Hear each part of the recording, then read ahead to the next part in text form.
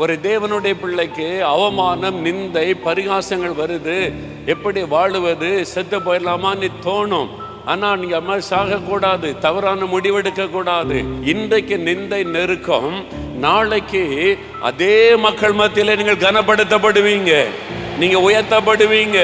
முடிவு நன்மையாயிருக்கும். சகலமும் நன்மைக்கு ஏதுவாய் நடந்து கொண்டிருக்கிறது.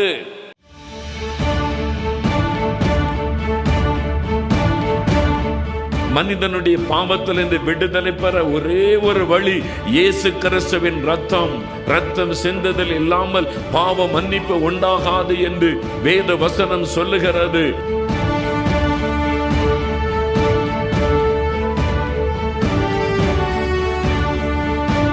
சாபத்தை ஆசீர்வாதமாய் மாற்ற இயேசு சிலுவையிலே சாபம் ஆனார். கலாத்தியர் 3:13 சொல்லுகிறாரு, இயேசு நமக்காக சிலுவையிலே சாபம் ஆனார்.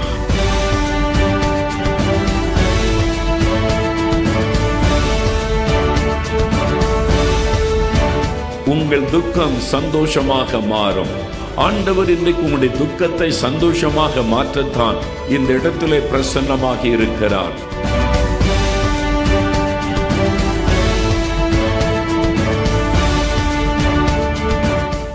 பிரியமானவர்களே, இயேசு கிறிஸ்துவின் இனிதான நாமத்தில் உங்கள் அனைவருக்கும் எங்கள் அன்பின் வாழ்த்துக்களை தெரிவித்துக் கொள்கிறோம். விடுதலையின் செய்தி என்ற நிகழ்ச்சியின் மூலமாய் உங்களை சந்திப்பதில் மிகுந்த மகிழ்ச்சி அடைகிறோம். நம் வாழ்க்கையில் சூழ்நிலைகள் நமக்கு சாதகமாக இருக்கும்போது நாம் சந்தித்து கொண்டிருக்கும் ஒவ்வொரு நிகழ்வுகளும் இனிமையாகவும் எளிமையாகவும் இருக்கும். அதே சூழ்நிலை நமக்கு பாதகமாக இருக்கும்போது, பல பிரச்சனைகளும் பாடுகளும் நம்மை நெருக்கும் போது, இதில் என்னால் நிலை நிற்க முடியுமா என்ற கலக்கம் நம்மளை கலங்க வைக்கிறது. நீங்களும் கூட இப்படிப்பட்ட சூழ்நிலையில் இந்த நிகழ்ச்சியை பார்த்து கொண்டிருக்கலாம். இயேசு கிறிஸ்துவை விசுவாசியுங்கள், அவர் ஜீவனுள்ளவர் என்பதை விசுவாசியுங்கள். இயேசு கிறிஸ்து என் வாழ்வில் அற்புதம் செய்வார் என்பதை நீங்கள் விசுவாசித்தால் உங்கள் பாடுகள் நீங்கும், உங்கள் உபத்திரவம் மாறும். நம்பிக்கையோடு தொடர்ந்து நிகழ்ச்சியை பாருங்கள். இப்பொழுதும் சகோதரர் மோகன் சிலாசரஸ் அவர்கள் தேவ செய்தி அளித்து உங்களின் ஆசீர்வாதத்திற்காகவும் விடுதலைக்காகவும் சிறப்பு பிரார்த்தனை ஏறெடுப்பார்கள். ரோமர் 8:28 பாருங்க. அன்றியும் அவருடைய தீர்மானத்தின்படி அழைக்கப்பட்டவர்களாய் தேவனிடத்தில் அன்பு கூறுகிறவர்களுக்கு சகலமும் நன்மைக்கு ஏதுவாக நடக்கிறதென்று அறிந்திருக்கிறோம். தேவனுடைய தீர்மானத்தின்படி அழைக்கப்பட்டவர்களாய் தேவனிடத்தில் அன்பு கூறுகிறவர்களுக்கு சகலமும், அதை கவனிங்க, சகலமும், all things are working together for good. சகலமும் நன்மைக்கு ஏதுவாய் நடக்கிறது. இன்றைக்கு தோல்வி, இன்றைக்கு ஏமாற்றம், இன்றைக்கு நஷ்டம், இன்றைக்கு பாடுகள், இன்றைக்கு வியாதி, இன்றைக்கு உபத்திரவம், இன்றைக்கு நெருக்கம், முடிவு எப்படி இருக்குமோ அப்படின்னு கலங்குறீங்களா? ஆண்டவர் வாக்கு கொடுக்கிறார், என் மகனே, என் மகளே, இன்றைக்கு நடந்து கொண்டிருக்கிற காரியத்தை குறித்து சோர்ந்து போகாதே. சகலமும் நன்மைக்கு ஏதுவாய் நடக்கிறது. முடிவு நன்மையாயிருக்கும், முடிவு வெற்றியாயிருக்கும், முடிவு ஆசீர்வாதமாயிருக்கும், முடிவு மேன்மையாக இருக்கும். சகலமும் நன்மைக்கு ஏதுவாய் நடக்கிறது. All things are working together for good those who love the Lord. நீங்க ஆண்டவரை நேசிக்கிறீங்களா? எத்தனை பேர் இயேசுவை நேசிக்கிறீங்க? கை உயர்த்துங்க பார்க்கலாம். கை உயர்த்து இயேசுவே உம்மை நேசிக்கிறேன்னு சொல்லுங்க. இயேசுவே உம்மை நேசிக்கிறேன், இயேசுவே உம்மை நேசிக்கிறேன். உண்மையாவா? உண்மையா இயேசுவை நேசிக்கிறீங்களா? அப்படின்னா உங்க வாழ்க்கையில நடக்கிற எல்லாமே நன்மைக்கு ஏதுவாய் நடக்கிறாரு. அவரிடத்தில் அன்பு கோருகிறவர்களுக்கு சகலமும் நன்மைக்கு ஏதுவாய் நடக்கிறது. முடிவு நன்மையாயிருக்கும். என்னங்க சொல்றீங்க? வியாதியில கஷ்டப்பட்டு பேச பலன் இல்லை, நடக்க பலன் இல்லாம வந்திருக்கிறேனே, நன்மைக்குன்னு சொல்றீங்களே அப்படி நினைக்கிறீங்களா? இந்த வியாதியிலேயே நீங்கள் இருக்க போவதில்லை. தேவன் அதுக்கு முடிவை உண்டாக்க போகிறார். முடிவு நன்மையாயிருக்கும். நீங்க சுகம் பெற்ற நல்லா நடப்பீங்க. ஆண்டவர் விடுதலை கொடுத்துட்டான்னு சொல்லுவீங்க. தீமையை நன்மையாய் மாற்றுகிற தேவன். இன்றைக்கு உங்க வாழ்க்கையில காணப்படுகிற தீமைகளை அவர் நன்மையாய் மாற்ற போகிறார். அப்ப சகலமும் நன்மைக்கு ஏதுவாய் நடக்கிறது. உங்க வாழ்க்கையில என்ன நடந்தாலும் நன்மைக்கு ஏதுவாய் நடக்கிறது. அதனால்தான் தவறான முடிவு எடுக்கக்கூடாது. பிள்ளைகள் பாருங்க, +2 மார்க்கு குறைஞ்சி போச்சுன்னா தற்கொலை பண்ண முயற்சிக்குது, தற்கொலை பண்ண நினைக்குது. ஒரு தோல்விக்குள்ள ஒரு நன்மை இருக்கிறது என்பதை விளங்கி கொள்ளணும். தேவனுடையத்தில் அன்பு கோருகிற பிள்ளைக்கு ஒரு தோல்வி நடந்தா கூட அதுக்குள்ள ஒரு நன்மை இருக்குது, முடிவு நன்மையா இருக்கும். ஒரு ஆண்டவருடைய பிள்ளை ஒரு நஷ்டத்தின் வழியா கடந்து போனா சோர்ந்து போயிடக்கூடாது, செத்து போயிடன்னு சொல்லக்கூடாது. அந்த நஷ்டத்தை ஆண்டவர் லாபமாய் மாற்ற போகிறார்னு அர்த்தம். ஒரு தேவனுடைய பிள்ளைக்கு அவமானம், நிந்தை, பரிகாசங்கள் வருது, எப்படி வாழுவது, செத்து போயிடலாமான்னு தோணும். ஆனா நீங்க மாதிரி சாகக்கூடாது, தவறான முடிவெடுக்க கூடாது. இன்றைக்கு நிந்தை நெருக்கம், நாளைக்கு அதே மக்கள் மத்தியில நீங்கள் கனப்படுத்தப்படுவீங்க, நீங்க உயர்த்தப்படுவீங்க, முடிவு நன்மையாயிருக்கும். சகலம நன்மைக்கு ஏதுவாய் நடந்து கொண்டிருக்கிறது. அது ஆண்டவர் கொடுத்த வாக்கு தத்தம். விசுவாசிக்கிறீங்களா? இன்னைக்கு என் வாழ்க்கையில நடக்கிற எல்லாத்தையும், தீமைகள் எல்லாவற்றையும் நன்மையாய் கர்த்தர் மாற்ற போகிறார். முடிவு நன்மையாய் இருக்க போகிறது. யாருக்கு தெரியும்? இன்னைக்கே இந்த மாற்றம் ஆரம்பித்து விடும், இன்றைக்கு அற்புதம் நடந்து விடும். வேதத்தில் அப்படி ஆதாரம் இருக்குதா? வேதத்திலும் ஆதாரம் இருக்கிறது, இன்றைக்கு நடைமுறையிலும் ஆதாரம் இருக்கிறது. வேத புஸ்தகத்தில் சங்கீதம் 105 சங்கீதம் 17 வசனம் முதல் நீங்கள் வாசித்தால், அவர்களுக்கு முன்னாலே ஒரு புருஷனை கர்த்தர் அனுப்பினார். யோசேப்பு சிறையாக விற்கப்பட்டான். அவன் கால்களை விலங்கு போட்டு ஒடுக்கினார்கள். அவன் பிராணன் இரும்பில் அடைப்பட்டிருந்தது. கர்த்தர் சொன்ன வார்த்தை நிறைவேறும் அளவும் அவருடைய வசனம் அவனை புடமிட்டது. ராஜா ஆள் அனுப்பி அவனை கட்டவிழ்க்க சொன்னான். ஜனங்களின் அதிபதி அவனை விடுதலை பண்ணினான். தன் பிரபுக்களை அவன் மனதின்படி கட்டவும், தன் மூப்பர்களை ஞானிகளாக்கவும், அவனை தன் வீட்டுக்கு ஆண்டவனாகவும் தன் ஆஸ்திக்கெல்லாம் அதிகாரியும் ஆக்கினான். இங்கே யோசேப்பு என்கிற வாலிபன், இந்த யோசேப்பு என்கிற வாலிபன் தன் வாலிப வயதில், அவங்க அப்பா பெரிய செல்வந்தர், கோடீஸ்வரர். அவங்க அப்பா தேவனால் அழைக்கப்பட்டு ஆசீர்வதிக்கப்பட்டவர் யாக்கோபு, பெரிய பணக்காரர், பெரிய குடும்பம், வசதி. இவனுடைய தாய் மரிச்சதுனால செல்லம் போல வளர்த்து வந்தார். அவருக்கு ஒரு தரிசனம் கொடுக்கப்பட்டது. பிற்காலத்தில் அவன் எப்படி உயர்த்தப்பட்டிருப்பான் என்பதான தரிசனம், எதிர்காலத்தை குறித்து ஒரு நல்ல தரிசனம் 17 வயதில் அவனுக்கு கிடைத்து விட்டார். அப்போ ஒரு நன்மையை எதிர்பார்த்து கொண்டிருக்கிறான். ஆண்டவர் என்னை உயர்த்த போகிறார், உயர்த்த போகிறார், எல்லாருக்கும் மேலே உயர்வாய் வைக்க போகிறார், எதிர்பார்ப்பு. ஆனால் எல்லாம் மாறாய் நடக்கிறது. பொறாமை கொண்ட அவனுடைய சொந்த சகோதரர்கள் அவனை வியாபாரிடத்தில் விற்றுட்டாங்க காசுக்கு. அந்த காலத்தில் மனிதர்களை அடிமையாய் வாங்குவது, விற்பது பழக்கத்தில் இருந்தது. அப்போ யோசேப்பை வித்துட்டாங்க சொந்த சகோதரர்கள். எகிப்து தேசத்துக்கு அடிமையாய் கொண்டு வரப்பட்டு ஒரு பெரிய பணக்காரன், அரசாங்கத்தில் பெரிய அதிகாரி போத்திபார், அவனுடைய வீட்டில் வித்துட்டாங்க. யோசேப்பு பெரிய கோடீஸ்வர குடும்பத்திலிருந்து இப்போ அடிமையாய் வந்திருக்கிறான். வேலைக்காரனாக வந்தால் கூட வேலைக்கு ஏற்ற கூலி கொடுக்கப்படும். அடிமைக்கு கூலியே கிடையாது. அவனுக்கு நினைச்ச நேரம் ஏதாவது செய்யலாம் போல செய்ய முடியாது. அவன் விரும்பி எதையுமே செய்ய முடியாது. அடிமையாக்கப்பட்டு விட்டான். அப்போ யோசேப்பை நினச்சிருப்பா, என்னடா இது, ஆண்டவர் நமக்கு பெரிய தரிசனம்லாம் கொடுத்தாரு, சொப்பனெல்லாம் கொடுத்தாரு, உயர்ந்த ஸ்தானத்தில் வைப்பெல்லாம் சொல்லி இருந்தார், இங்கே என்னடா அடிமையாக வந்திருக்கிறேனே.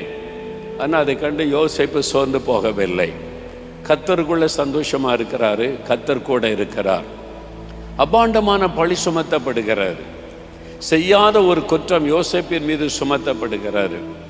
ஒரு பெண்ணின் மூலமாக அபாண்டமான பழி சுமத்தப்பட்டு செய்யாத குற்றத்துக்கு சிறைச்சாலையில் அனுப்பப்படுகிறார். சங்கிலிகளாலே கட்டப்படுகிறார். இரும்பு அறைக்குள்ளே அடைக்கப்படுகிறார். வாலிப வயசுல, வாழ்ந்திருக்க வேண்டிய வயசுல ஜெயிலுக்குள்ள. அப்போ யோசித்து பாருங்க, நன்மை நடக்கும்னு எல்லாம் எதிர்பார்த்தேன், எல்லாம் மாறா நடக்கிறது. செய்யாத குற்றத்தை செய்ததா சொல்றாங்க. அநியாயமாய் சொந்த சகோதரர்கள் பகைச்சு என்னை விற்று போட்டுட்டாங்க, என் வாழ்க்கையை முடிஞ்சு போச்சுன்னு நினைக்கிறார். அந்த ஜெயிலில் இருக்கும்போது எகிப்தின் ராஜா அவனுக்கு ஆள் கூட்டு அனுப்பி விடுறான், அவனை கூட்டிட்டு வாங்கன்னு சொல்லி. ராஜாவுக்கு முன்னாலே நிறுத்தப்பட்டு அவனுடைய சொப்பனத்துக்கு அர்த்தம் சொன்ன உடனே ராஜா சொல்லுகிறான், இப்படி ஒரு தேவ ஆவியை பெற்ற வாலிபனை நான் பார்த்ததில்லை. நீ தான் இந்த தேசத்தினுடைய பொறுப்பில் இருக்கணும், என் தேசத்தினுடைய காரியத்தில் பஞ்ச காலத்தில் உதவியாக இருக்கணும்னு அதிகாரியாக உயர்த்தி விட்டான். எகிப்து தேசத்தினுடைய பிரதம மந்திரியாய் மாற்றப்பட்டு விட்டான். 13 வருஷம் உபத்திரவ பாடுகளில் போனாலும் யோசேப்பு சோர்ந்து போகலை. யோசேப்பு ஆண்டவரை முறுமுறுக்கலை. யோசேப்பு ஆண்டவரை விட்டு விலகி போகலை. யோசேப்பு ஆண்டவரை கேள்வி கேட்கல. ஏன் எனக்கு இப்படி நடக்கணும் கேட்கல. அவருக்கு வந்து தெரியும், முடிவு நன்மையாயிருக்கும், முடிவு உயர்வாக இருக்கும். யோசேப்பு உபத்திரவத்தின் மத்தியிலே போனார், முடிவு உயர்வு. ஆண்டவர் அவரை உயர்த்தினார். அல்லேலூயா. இன்றைக்கு உபத்திரவம், வீட்டுக்குள்ளே உபத்திரவம், குடும்பத்தில் பாடுகள், நிந்தைகள், அவமானங்கள், வேலை செய்கிற இடத்துல, பிஸ்னஸ் செய்கிற இடத்துல, வசிக்கிற இடத்துல பொய்யான பழி சுமத்தப்படுகிறது, பொய்யான குற்றம் சாட்டப்படுகிறது. வேதனை தான். பொறுத்து கொள்ளுங்க, முடிவு நன்மையாக இருக்கும். ஆண்டவர் செய்கிற காரியம் நமக்கு ஆரம்பத்தில் விளங்காது. எனக்கு ஒரு சகோதரரை தெரியும், சென்னையில் ஒரு பெரிய ஆஃபீஸில் வேலை செய்து கொண்டிருந்தார். ஒரு நாள் அவரை சந்திக்கும் போது ரொம்ப துக்கத்தோடு காணப்பட்டார். அந்த வேதனையை பகிர்ந்து கொள்ள என்னிடத்தில் வந்தார். என்ன விஷயம், ரொம்ப துக்கமாக இருக்கிறீங்க?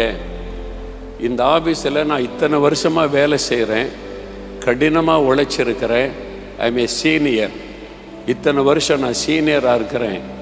ப்ரொமோஷனுக்காக நான் காத்திருந்தேன், அடுத்த ப்ரொமோஷன் பதவி உயர்வு வரும்னு. ஆனால் அந்த நிர்வாகத்தில் கிறிஸ்தவங்கனாலே பிடிக்க மாட்டேங்குது. அதனால் எனக்கு கீழே ஜூனியராக இருந்த ஒரு ஆளை எனக்கு மேலே அதிகாரியாக மாற்றிட்டாங்க. அவருக்கு ப்ரொமோஷன் கொடுத்துட்டாங்க, எனக்கு தரல. எனக்கு வர வேண்டிய ப்ரொமோஷனை வேற ஆளுக்கு கொடுத்துட்டாங்க. நான் தான் இத்தனை வருஷமாக கஷ்டப்பட்டு இவங்களுக்காக உழைச்சிருக்கிறேன், இப்போ வந்து ஆளுக்கு ப்ரொமோஷன் கொடுத்துட்டாங்க. எனக்கு ரொம்ப மனசுக்கு வருத்தம். ஏன் அப்படி செய்தாங்கன்னு நினைக்கிறீங்க? எனக்கு மேலே இருக்கிற அந்த ஆஃபீஸருக்கு கிறிஸ்தவனாலே பிடிக்கலை. நான் கிறிஸ்தவனாக இருக்கிறனால என்ன கருமிக்கிட்டே இருக்கிறாரு, அதனால என்னை உயர விடக்கூடாதுன்னு பண்ணிட்டாரு. நான் சொன்னேன், அப்படி நினைக்காதங்க. கர்த்தர் ஒரு மனிதனை உயர்த்த நினைச்சிட்டா எந்த கொம்பனாலும் தடுக்க முடியாது. ஆண்டவர் உங்களுக்கு ப்ரொமோஷன் கொடுக்க நினைச்சிட்டா யார் தடுக்க முடியும்? உங்கள் ஆஃபீஸரும் தடுக்க முடியாது, முதலாளியும் தடுக்க முடியாது. என்ன சொல்கிறீங்கன்னாங்க. ஆமாம், நீங்கள் இயேசுவை நேசிக்கிறீங்கள? நேசிக்கிறேன், தினம் பைபிள் வாசிக்கிறேன், ஜெபிக்கிறேன், சர்ச்சுக்கு போகிறேன், ஆண்டவர் மேல் தான் அனுபவிச்சிருக்கிறேன். அப்போ சகலமாக நன்மைக்கு எதுவாக நடக்குது, இதில் ஒரு நன்மை இருக்குது. ஆண்டவரை ஸ்தோத்திரம் பண்ணுங்க, எதுக்கு சோர்ந்து போகிறீங்க? இதில் என்ன நன்மை இருக்குது? எனக்கு வர வேண்டிய ப்ரொமோஷனை தடுத்து வேறொரு ஆளுக்கு ப்ரொமோஷன் கொடுத்துட்டாங்க, தகுதி இல்லாத ஒரு ஆளுக்கு. இதில் என்ன நன்மை இருக்குது? நான் எப்படி ஆண்டவரை துதிக்கிறது? நமக்கு விளங்காது சில ரகசியம். அவர் சர்வ ஞானம் உள்ள தேவன், தேவனுக்கு தான் ரகசியம் தெரியும். நீங்கள் ஆண்டோடைய வசனம் சொல்லுது, தேவனிடத்தில் அன்பு கோருகிறவர்களுக்கு சகலமும் நன்மைக்கு ஏதுவாக நடக்குது. இதுக்குள்ள ஆண்டவர் ஒரு நன்மை வைத்திருக்கிறார். விசுவாசத்தோட ஸ்தோத்திரம் பண்ணுங்க, வசனத்தை விசுவாசிங்க. அவரால் ஏற்றுக்கொள்றதுக்கு கொஞ்சம் டைம் எடுத்தது. நீங்கள் கூட அப்படி தானே யோசிக்கிறீங்க. என்னடா இது, மாமியார் திட்டிக்கிட்டே இருக்காங்கன்னா நன்மை இருக்குன்னு சொல்கிறீங்க, மருமகள் என்னை வீட்டை விட்டு வெளியில் அனுப்பிட்டா நன்மை இருக்குன்றீங்க. மருமகளுக்காக ஸ்தோத்திரம் பண்ணுங்க, விரட்டின மருமகளுக்காக ஸ்தோத்திர ஆண்டவர் சொல்லுங்க, என்னை திட்டின மாமியாருக்காக ஸ்தோத்திரம்னு சொல்லுங்க. இதில் என்னையா நன்மை இருக்குது அப்படின்னு நினைக்கிறீங்களா? முடிவில் விளங்கும், இப்போ தெரியாது. அல்லேலூயா. யோசேப்பே, நீ ஏன் ஜெயிலில் இருக்கிற? உனக்கு ஏன் இந்த பாடு? இப்போ தெரியாது. இன்னும் கொஞ்ச நாள்ல கர்த்தர் தேசத்துக்கு அதிகாரியா உயர்த்த போகிறார். நான் அந்த சகோதரர்கிட்ட சொன்னேன், கடைசியில் சரி நீங்க சொல்றீங்க, வசனத்தை வர காமிக்கிறீங்க, நன்மைக்காகத்தான் ஆண்டவர் செஞ்சிருக்கிறார், எனக்கு நன்மைக்காகத்தான் ப்ரொமோஷன் கிடைக்கல, ஆண்டவரே ஸ்தோத்திரம்னு துதித்தார்.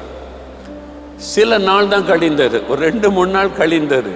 அவர் என்னை பார்க்க வந்தார். இப்போ சந்தோஷமா முகம் அலர்ச்சியோட, எப்படி இருக்கேன்னு கேட்டேன். நீங்கள் சொன்ன மாதிரி தான். என்ன சொன்னேன்? எல்லாம் நன்மைக்கு எதுவாக நடக்கணுங்களாமா, எனக்கு ப்ரொமோஷன் கிடைக்காது நன்மைன்னு சொன்னீங்கல்ல. ஆமாம். என்ன நடந்துச்சு? அந்த ஆளுக்கு ப்ரொமோஷன் கொடுத்தாங்கல்ல, எங்கள் ஆஃபீஸ் வட இந்தியாவில் இருக்கு, அவனை தூக்கி அடிச்சுட்டாங்க வட இந்தியாவுக்கு போடா அப்படின்னு. ப்ரொமோஷன் கொடுத்து வட இந்தியாவுக்கு டிரான்ஸ்ஃபர் பண்ணிட்டாங்க. எனக்கு இங்கே தான் வீடு இருக்குது சென்னையில், என் மனைவிக்கு சென்னையில் தான் வேலை, என் பிள்ளைங்க சென்னையில் தான் படிக்கிறாங்க. எனக்கு ப்ரொமோஷன் கொடுத்துருந்தா என்னை தூக்கி வட இந்தியாவுக்கு அடிச்சிருப்பாங்க, என் குடும்பத்தை விட்டு பிரிஞ்சு போயிருப்பேன். அதனால் நல்ல வேளை எனக்கு ப்ரொமோஷன் கிடைக்கல, ஆண்டவரே ஸ்தோத்திரன்னு சொன்னார். பாருங்க, ஒரு நன்மை இருக்குதா? முதல்ல நமக்கு விளங்காது தேவன் ஏன் இதை அனுமதிக்கிறார் என்று. மறுபடியும் 2 மாசம் கழிச்சுது, மறுபடியும் வந்தார். நீங்க சொன்ன வசனத்தில் இன்னொரு அற்புதம் நடந்திருக்கு, என்னதுன்னு கேட்டேன். இப்போ 2 மாசம் கழிச்சு எனக்கு ப்ரொமோஷன் கொடுத்துட்டாங்க, ஆனா டிரான்ஸ்பர் பண்ணல, சென்னை ஆபீஸ்லயே கொடுத்துட்டாங்க. ஆண்டவர் நன்மைக்கு ஏதுவாய் செய்கிறார், முடிவு நன்மையாயிருக்கும். அல்லேலூயா சொல்லுங்க. உங்களுக்கு ப்ரொமோஷனை தடுக்கிறாங்களா? நன்மை இருக்கும். ஆண்டவருக்கு ஸ்தோத்திரம் சொல்லுங்க. உங்களுக்கு வர வேண்டிய ஆசீர்வாதத்தை யாரோ தட்டி பறிக்கிறாங்களா? நன்மை நடக்க போகுது, ஆண்டவரை ஸ்தோத்திரம் பண்ணுங்க. ஆட்களை முறுமுறுக்காதங்க. ஆண்டவர் உங்களுக்கு வைத்திருக்கிற ஆசீர்வாதத்தை ஒருத்தனை எடுக்க முடியாது. அவர் நன்மைக்கு ஏதுவாய் நடத்துகிறார். ஒரு சமயம் ஒரு பெற்றோர், கணவன் மனைவி, தன் வாலிப மகளை கூட்டிட்டு வந்தாங்க. ரொம்ப சோகமா வந்தாங்க. நல்ல ஆண்டவருடைய பிள்ளைகள் தான், ஜெபிக்கிறவங்க, கர்த்தர் மேல அன்புள்ளவங்க, விசுவாசம் உள்ளவங்க, தெரிஞ்ச குடும்பம் தான். ரொம்ப சோகமா வந்தாங்க. வந்து சொன்னாங்க, ஐயா, மகளுக்கு திருமணம்லாம் ஒழுங்கு பண்ணி நிச்சயம் பண்ணிட்டோம், எங்கேஜ்மெண்ட் முடிஞ்சது. இப்போ மாப்பிள்ளை வீட்டார் வந்து வேண்டான்றாங்க.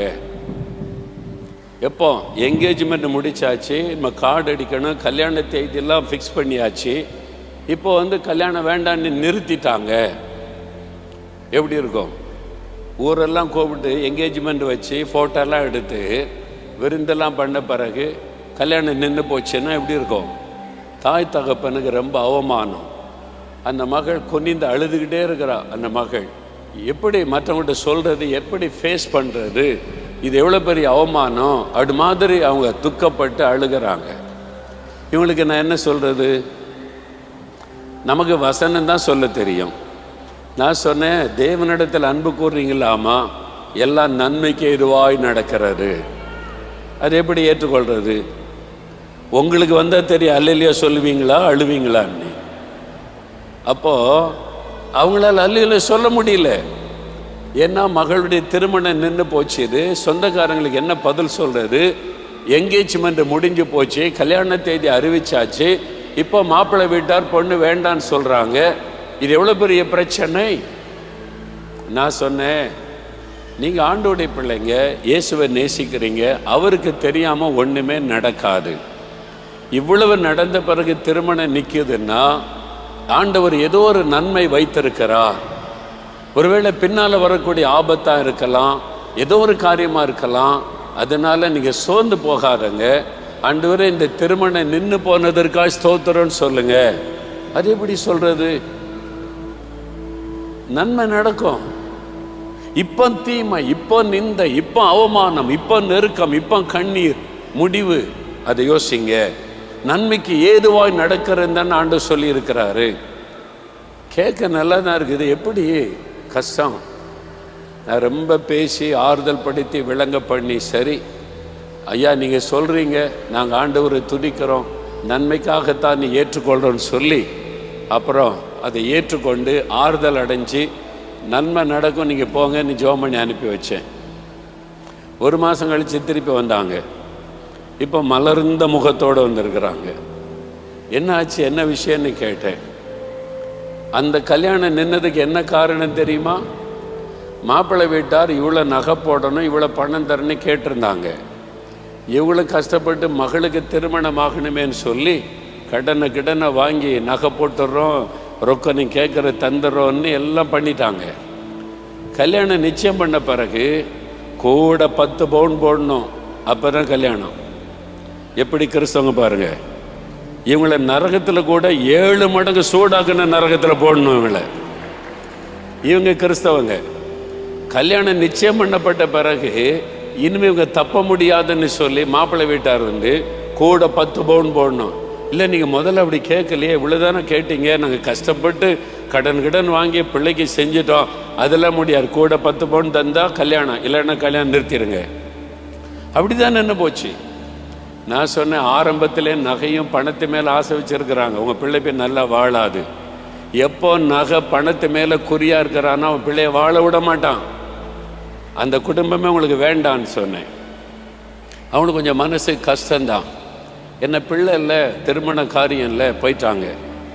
இப்போ சந்தோஷமாக வந்தாங்க. என்ன நடந்ததுன்னு கேட்டேன். ஒரு மாப்பிள்ளை வீட்டார் வந்தாங்க, அந்த அம்மா வந்தாங்க, என் மகளை பார்த்தாங்க. எல்லாத்தையும் நாங்கள் கேள்விப்பட்டோம், உங்கள் மகள் வந்து ரட்சிக்கப்பட்ட அபிஷேகம் பெற்ற ஜெபம் பண்ணுற பிள்ளைன்னு நாங்கள் அறிந்தோம். எங்களுக்கு நகையும் வேண்டாம், பணமும் வேண்டாம், உங்கள் மகளை மட்டும் கொடுங்க. இது எப்படி இருக்கு? அல்லேலூயா சொல்லுங்க. நன்மையாக முடிந்தது.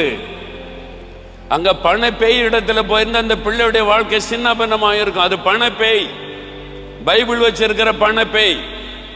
நீங்க அப்படி இருக்கக்கூடாது. ஆண்டவர் காப்பாத்திட்டார் அந்த பிள்ளைய. நான் சொன்ன பார்த்தீங்களா, முடிவு நன்மையா இருக்குன்னு ஆண்டவர் சொன்னார்ல. இப்ப எவ்வளவு அழகான ஒரு குடும்பம், எவ்வளவு அருமையான மாமியார், எவ்வளவு அழகான கணவர். பணமும் வேண்டாம், நகையும் வேண்டாம், அந்த மகள் மட்டும் எங்களுக்கு வேணும். ரட்சிக்கப்பட்ட பிள்ளை, அபிஷேகம் பெற்ற பிள்ளை. அந்த பிள்ளை எங்கள் வீட்டுக்கு வந்து ஆசீர்வாதம். அதுதானே வாழ்க்கை. அதுக்கு தான் ஆசீர்வாதம். அதுக்கு தான் ஆண்டவர் தடை பண்ண அனுமதித்தார். நன்மைக்கு ஏதுவாய் நடக்கிறார். திருமணம் நின்று போச்சுதா, ஆண்டவரை ஸ்தோத்திரம் பண்ணுங்க. ஒரு தோல்வி வந்துட்டா ஆண்டவரை ஸ்தோத்திரம் பண்ணுங்க. ஒரு நஷ்டம் வந்துட்டா ஆண்டவரை ஸ்தோத்திரம் பண்ணுங்க. நஷ்டம் வந்ததுக்கு எப்படிங்க ஆண்டவரை துதிக்கிறது? நஷ்டம் வந்து கடனுக்குள் ஆகாட்டா நீங்க இங்க வந்து உட்கார்ந்துருப்பீங்களா? ஜபத்துக்கே வர மாட்டீங்களே.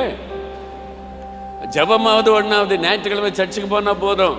இந்த ஊழியக்காரல ஏமாத்துவான் போ அப்படின்னு அவங்க மனைவியை விரட்டினீங்கல்ல, இன்னைக்கு வந்து எப்படி உட்கார்ந்துருக்கீங்க? நஷ்டம், கடன், எப்படியாவது ஆண்டவர் இறங்கணும். உங்களுடைய ஆவிக்குரிய ஆசீர்வாதத்தை கொடுக்க தேவன் இந்த நஷ்டத்தை அனுமதித்திருக்கிறார். உங்க ஆத்மா ரட்சிக்கப்படணும், நீங்க ஆண்டவருக்குள்ள வரணும். நஷ்டம் வராட்டா நீ முழங்கால் போட மாட்ட. கடன் பிரச்சனை வராட்டா நீ ஆண்டவரை தேட மாட்ட. ஆண்டவர் நன்மைக்கு ஏதுவாய் நடத்துகிறவர். சகோதரி வந்து அழுதாங்க. அவங்கள எனக்கு தெரியுமா, அழுறாங்க. என் கணவர் குடிச்சிட்டு வந்து இப்படி பண்றாரியா அப்படி பண்றாரு, அவர் நிம்மதியா இல்லையான்னு பயங்கர அழுக. இந்த மாதிரி ஆளுக்கு போய் எங்க அப்பா அம்மா கட்டி வச்சுட்டாங்க அப்படின்னு. அவங்க ஃபேமிலி எனக்கு நல்லா தெரியும். அதனால நான் சொன்னேன், அப்பா அம்மாவெல்லாம் திட்டாதம்மா, இது நன்மை தான் உனக்கு. எது எப்படி அங்கே எனக்கு நன்மை? அந்த ஆள் குடிகாரனா இருக்கிறார், இப்படி இருக்கார். இப்போ நீ ரட்சிக்கப்பட்டிருக்கியா? ஆமாம் ரட்சிக்கப்பட்டிருக்கேன். எப்போ ரட்சிக்கப்பட்ட? கல்யாணத்துக்கு முன்னாலேயே பின்னாலேயா? முன்னாலெல்லாம் ரட்சிக்கப்படல, சும்மா சர்ச்சுக்கு போக வருவேன். இப்போ தான் ரட்சிக்கப்பட்டிருக்கேன். எப்படி ரட்சிக்கப்பட்ட சொல்லு?